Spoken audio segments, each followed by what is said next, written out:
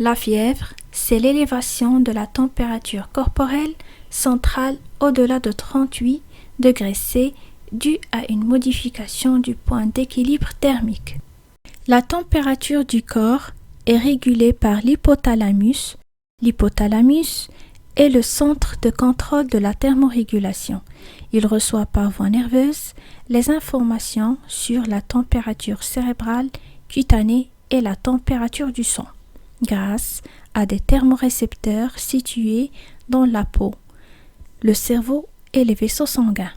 Quand la température du corps devient élevée, il provoque une dilatation des vaisseaux sanguins et favorise la vascularisation des tissus et la peau devient rouge. Les pores de la peau excrètent de la sueur sécrétée par les glandes sudoripares, ce qui permet de réguler la température corporelle. Sous l'effet du froid, ce dernier provoque la vasoconstriction des vaisseaux, ce qui favorise le maintien de la chaleur. La peau devient pâle, les muscles se contractent et les poils se dressent. Le but de ce mécanisme est d'emprisonner entre les poils une couche d'air, tampon isolante qui protège du froid. C'est le phénomène de la chair de poule. Le phénomène de frisson représente une réponse à la chute de température. Il s'agit en effet de contractions musculaires répétées. Le corps se contracte et se relâche, permettant la production de la chaleur au niveau des tissus sous-cutanés. Mesure de température. La température est mesurée par un thermomètre. L'appareil de mesure le plus précis est le thermomètre rectal électronique.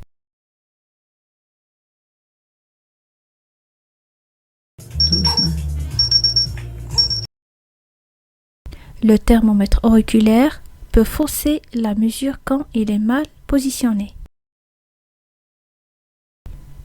Le thermomètre buccal placé sous la langue doit être maintenu au moins 1 minute dans cette position pour permettre une mesure correcte.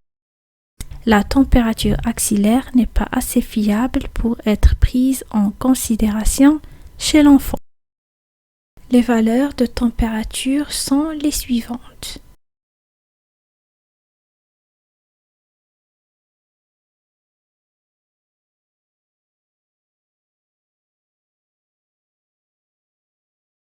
Les causes de la fièvre. Toute forme d'infection peut pousser le corps à réagir en produisant une élévation de sa température. Il peut s'agir d'une infection virale, bactérienne, parasitaire. Pour les infections virales, on peut citer par exemple rhume, grippe, méningite, dengue, gastroentérite.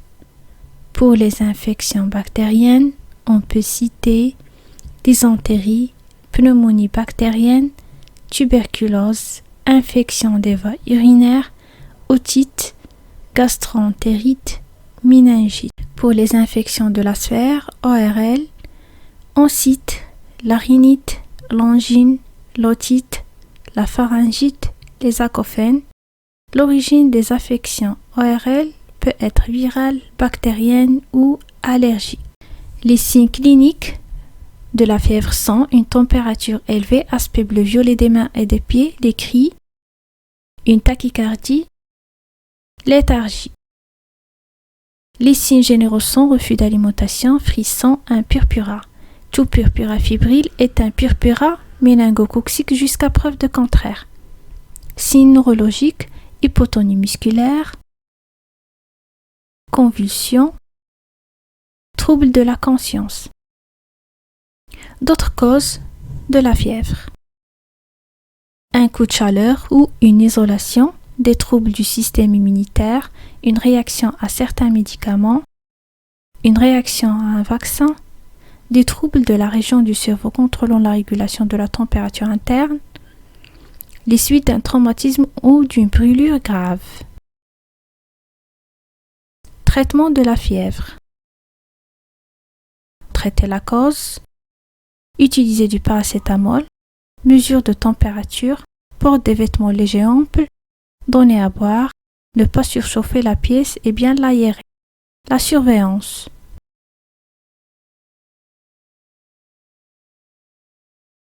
Recueil des informations, début exact de la fièvre, signes cliniques accompagnateurs, tout disponible, les traitements en cours.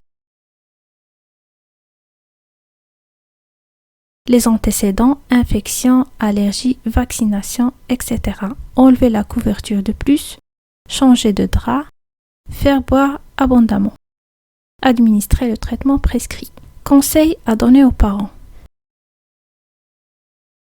Faire boire beaucoup d'eau pour faire compenser la déshydratation. Faire boire des boissons riches en sels minéraux. Éviter de surchauffer les appartements hiver. Prendre un bain tiède. Éviter de prendre les médicaments si la température est inférieure à 37 degrés Celsius. Ne pas prendre les antibiotiques si la température est inférieure à 38. Les complications de la fièvre.